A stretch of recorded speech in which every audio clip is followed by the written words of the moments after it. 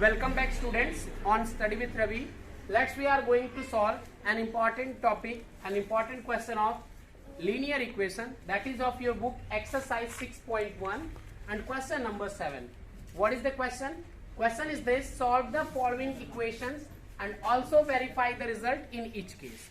यानी आपको क्या करना है, पहले इक्वेशंस को सॉल्व करना है, यानी उसमें जो वेरिएबल यूज है उस वेरिएबल की वैल्यू फाइंड आउट करना है, और वैल्यू फाइंड आउट करने के बाद उस वैल्यू को वेरीफाई करना है, यानी अपने आंसर को चेक करना है कि योर आंसर इज करेक्ट और रॉन्ग.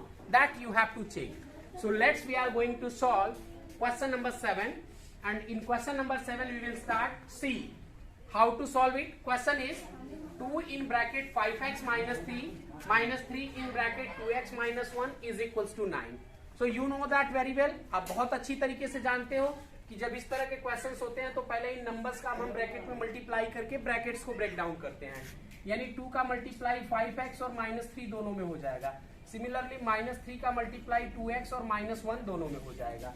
तो जब आप 2 का मल्टीप्लाई 5x में करोगे तो इट विल बी 10x, जब -3 में करोगे तो इट विल बी -6, -3 का मल्टीप्लाई जब 2x में करोगे इट विल बी -6, और -3 का -1 में तो माइनस माइनस प्लस हो जाएगा, एंड 3 1 जा 3, so it will be +3 and that will be equals to 9. अब आते हैं आगे हम क्या करें. तो अब हमारा जो सिंप्लीफिकेशन का जो एकदम मोस्ट इंपॉर्टेंट जो टॉपिक होता है वो क्या है कि हम वेरिएबल्स को LHS में सेंड करते हैं और कांस्टेंट को RHS में. तो हम क्या करेंगे, जितने भी वेरिएबल्स हैं उनको LHS में रख लेंगे और सारे कांस्टेंट को RHS में सेंड करेंगे. तो देखिए ये 10x और -6x these are the variables, तो ये LHS में रह जाएंगे. अब याद रखिएगा ये 6x जो है ये LHS में पहले भी था, अब भी LHS में है, तो आप इसके साइन नहीं बदल देंगे. साइन तब बदलते जब वो RHS से LHS में आता था. अब बात करते हैं आगे. 9 LHS में था, ठीक है. 6 LHS से RHS में जाएगा तो +6 हो जाएगा, -6 की बजाय +6 हो जाएगा. और 3 भी LHS से RHS में जा रहा है तो +3 की जगह -3 हो जाएगा. एज यू नो कि जब हम टर्म्स को ट्रांसपोज करते हैं LHS टू RHS और RHS टू LHS तो उनके साइंस अपोजिट हो जाते हैं. तो 10x में से 6x माइनस हुआ तो 4x बचा. उसी तरह से 9 + 6 15 हो जाएगा, और 15 में से जब आप 3 को माइनस करोगे तो इट विल बी 12. और आगे बात करें x इज इक्वल टू क्या हो जाएगा, तो इस 4 को हमने LHS में ट्रांसफर कर दिया, यहाँ 4 मल्टीप्लाई कर रहा था, उधर डिवाइड करेगा, तो इट विल बी 12/4, यानी कि x इज इक्वल टू 3 हो गया. तो x की वैल्यू 3 आ गई, ये हमारा आंसर हो गया. बट क्वेश्चन में दिया है also verify the result. Means बेटा हमें अपने रिजल्ट को, अपने आंसर को, अपने सॉल्यूशन को चेक भी करना है, वेरीफाई भी करना है. तो चलिए स्टार्ट करते हैं. अब आंसर चेकिंग दिया रहता था, चेक योर आंसर दिया रहता था, तो हम हेडिंग देते थे आंसर चेकिंग.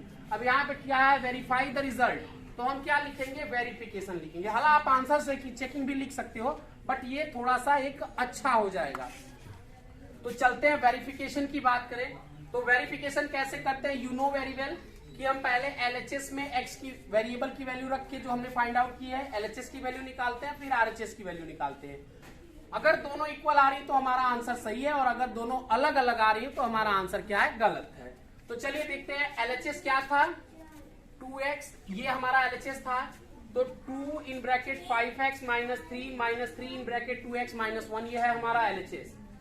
अब हम क्या करेंगे, x की वैल्यू रख देंगे. तो 2 इन ब्रैकेट 5 × 3, जो x की वैल्यू 3 वो 3, तो 5 × 3 -3, देन -3 × 2 × 3, क्योंकि 2x था तो 2 × x की वैल्यू 3 -1.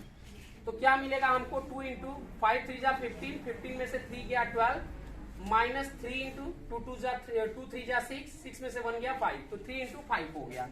अब 12 2 जा 24 और -3 5 जा -15, तो 24 -15 आप जब करोगे तो क्या मिलेगा आपको, 9 मिलेगा. ये LHS की वैल्यू हो गई.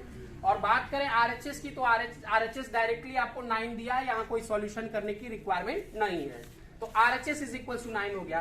तो हम क्या लिखेंगे, since at x is equal to 3, यानी x बराबर 3 लेने पे क्या हो जा रहा है, LHS is equal to RHS, यानी LHS और RHS बराबर है, हेंस वेरीफाइड, यानी हमारा आंसर सही है. और आंसर इज करेक्ट और हेंस वेरीफाइड. जो आप लिखना चाहें, दोनों में से जो भी लिखना चाहे वो आप लिख सकते हैं. चलिए इसी एक्सरसाइज का सेम क्वेश्चन नंबर का एक और इंपॉर्टेंट क्वेश्चन देखते हैं. क्वेश्चन नंबर है क्या है, 1/2x -3 is equal to 5 + 1/3x. बेटा ये क्वेश्चन आप इस तरह के क्वेश्चंस ऑलरेडी मैं आपको एक वीडियो प्रोवाइड कर चुका हूं, इनकेस अगर आपने नहीं देखा हो तो फिर से जाके देख लीजिएगा चैनल पे। अदरवाइज फिर भी हम इसको एक बार सॉल्व कर लेते हैं। तो मैंने क्या बताया था कि जब डिफरेंट डेनोमिनेटर्स हो, तो उस क्वेश्चन को सॉल्व करने का सबसे आसान तरीका होता है कि पहले डेनोमिनेटर्स का एलसीएम लीजिए और उसी एलसीएम से पूरे इक्वेशन यानी एलएचएस और आरएचएस दोनों को मल्टीप्लाई करिए, तो ये सबसे बेहतर तरीका होता है। तो चलिए स्टार्ट करते हैं। यहाँ पे डेनोमिनेटर 2 है, बाकी यहाँ पे डेनोमिनेटर 3 है, दो अलग अलग डेनोमिनेटर्स हैं। 2 और 3 का एलसीएम वो 6 होता है। एलसीएम कितना होता है? 6 होता है। तो 6 से हमने क्या किया, पूरे एलएचएस को मल्टीप्लाई कर दिया और 6 से ही पूरे आरएचएस को मल्टीप्लाई कर दिया। तो जैसा यहाँ पे हुआ था, इस 6 का मल्टीप्लाई 1/2x में भी होगा और -3 में भी होगा। इस 6 का मल्टीप्लाई 5 में भी होगा और 1/3x में भी होगा। तो 6 से जब आप मल्टीप्लाई करो 1/2x में, यहाँ पे देखिए 6 इंटू 1/2x जब आप करोगे तो 2 से ये 6 कट जाएगा 3 टाइम्स और आंसर हो जाएगा 3x। ये आ गया 3। लेकिन जब 6 का मल्टीप्लाई -3 में करोगे तो 6 3 जा 18 होता है, यानी 6 इंटू -3 विल बी -18। अब 6 5 जा 30 हो गया और 6 इंटू 1/3 इस तरह से करेंगे तो 3 से 6 2 टाइम्स में कट जाएगा, यानी it will B 2x plus 2x। तो यहां तक तो हो गया। अब वही एकदम नॉर्मल कॉन्सेप्ट क्या कि एलएचएस में सारे वेरिएबल्स को लिखिए और आरएचएस में सारे कांस्टेंट को लिखिए। तो 3x, अब ये 2x एलएचएस से उठ के आरएचएस में आया तो ये हो जाएगा -2x। 3x - 2x is equal to 30 और ये -18 जब आरएचएस में जाएगा तो +18 हो जाएगा, यानी x इज इक्वल टू 48। अब वेरिफिकेशन ऑफ आंसर या आंसर चेकिंग जो है वो आप अपने से कर लीजिएगा। नेक्स्ट आते हैं लास्ट इस एक्सरसाइज का, जो इस क्वेश्चन नंबर्स का जो लास्ट क्वेश्चन है और बहुत इंपॉर्टेंट क्वेश्चन है, ध्यान से देखिएगा, उसको देखिए। तो यहाँ पे भी वही बात है, 9, 18 और 3 तीन अलग अलग डेनोमिनेटर्स हैं। तो तीनों डेनोमिनेटर्स का एलसीएम निकालेंगे। 9, 18 और 3 इन तीनों का एलसीएम होगा 18। कितना होगा इन तीनों का डेनोमिनेटर एलसीएम? 18। तो हम क्या करेंगे, पूरे एलएचएस में और पूरे आरएचएस में यानी पूरे इक्वेशन में 18 से मल्टीप्लाई करेंगे। तो ये हो गया 18 into 6x - 2/9 plus 3x plus 3x plus 5 upon 18 is equal to 18 into 1/3। जैसा मैंने पहले भी बताया था कि तीनों के एलसीएम से पूरे के पूरे इक्वेशन यानी एलएचएस और आरएचएस दोनों में मल्टीप्लाई कर देंगे। तो अब देखिए, जब आप 18 का मल्टीप्लीकेशन इसमें करोगे तो 9 से 18 कट जाएगा 2 टाइम्स में, 9 2 जा 18 हो जाएगा और जो 2 बचेगा उस 2 का मल्टीप्लाई 6x और -2 दोनों में होगा। तो 6 2 जा 12x हो गया और जो 2 बचा था उसका मल्टीप्लाई जब -2 से करोगे तो -4 मिल जाएगा। उसी तरह से ये 18 और 18 का जब आप मल्टीप्लाई करोगे तो 18 1 जा 18 यानी सब कुछ कट गया, यानी सेम यही नंबर रुक जाएगा। अगर यहाँ पे माइनस होता तो इनके साइन बदल जाते। हालांकि माइनस है नहीं इस क्वेश्चन में, लेकिन अगर किसी क्वेश्चन में ऐसा आता है तो आपको याद होना चाहिए। तो जब यहाँ पे माइनस होता तो क्या होता, बदल जाते। खैर है नहीं, तो 18 1 जा 18 यानी 1 बच गया, तो अब 1 का मल्टीप्लाई इन दोनों नंबर्स में होगा, यानी सेम वही नंबर आएंगे। तो 3x प्लस 5 हो गया। अब 18 इंटू 1/3 करोगे तो वो 3 से 18 6 टाइम्स में कट जाएगा, तो it will be equal to 6। अब क्या, अगला कॉन्सेप्ट जो एकदम हर क्वेश्चन में हम अप्लाई करते हैं कि सारे वेरिएबल्स को एलएचएस में सेंड कर दें और सारे कांस्टेंट को आरएचएस में।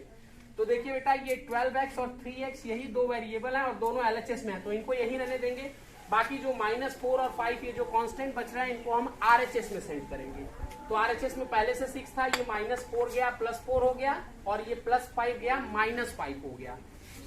तो 12x + 3x हो जाएगा 15x और इधर बात करें तो 6 + 10 हो जाएगा, 6 + 4 हो जाएगा 10 और 10 में से 5 गया, बच गया 5। तो x इज इक्वल टू क्या हो जाएगा, इस 15 को आरएचएस में भेजेंगे तो ये डिवाइड करेगा, डिनोमिनेटर हो जाएगा, तो 5/15 और दोनों 5 से डिविजिबल है, यानी x इज इक्वल टू 1/3। ये आपका हो गया आंसर। आंसर का वेरिफिकेशन आप खुद कर लीजिएगा। अगर कहीं प्रॉब्लम होती है तो कमेंट करिए। Thanks for watching, subscribe my channel and share with your friends.